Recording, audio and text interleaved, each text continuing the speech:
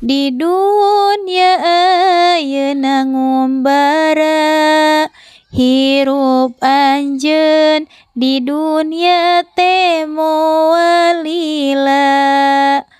Anak Adam umur anjeun teh ngurangan, saban poe saban peuting dicentangan.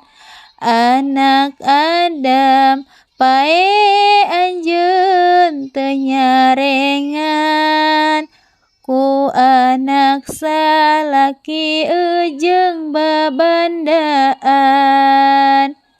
Anak Adam pae eueuh nu dibawa, ngeun asiwa jeung boeh anu dibawa.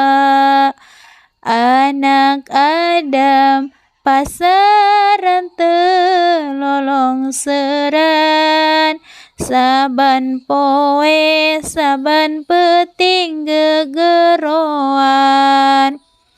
Anak Adam ayeuna kaluar ti imah, digarotong dina pasaran tunggeuna. Aduh bapa, aduh emak abdi keeng, rup kapandang rup ku taneuh abdi sieun. Anak Adam dikubur teh poek pisan, nu nyaangan di jero kubur teh maca Qur'an. Abdi milari pangarti supaya bisa ngabakti ka Allah Pangeran abdi, nu ngadamel diri abdi. Sim abdi hoyong manfaat pikeun ka sasama umat, najan di dunia akhirat jadi jalma nu salamet. Amal nyantel kana ilmu, amal sapitina ilmu, ganjaran moal pinemu, balu karna kangeng bandu.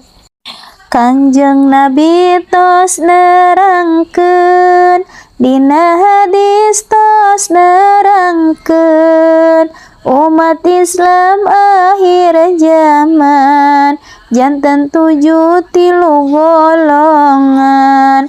Ari anu 72 ku Allah jeung ku Rasulna, teu aku teu diterima, dabongan salah tekadna. Gusti urang sararea Kanjeng Nabi anu mulia, Muhammad jenenganana, Arab Quraisy bangsana. Ramana Raden Abdullah, Ibuna Siti Aminah, dibabarkeunna di Mekah wengi Senin taun Gajah. Rabiul Awal bulana tanggal ke-12na, April bulan Masehina tanggal ke-20na. Ari bilangan taunna 500 cariosna, 70 panambihna, sareng sahiji punjulna.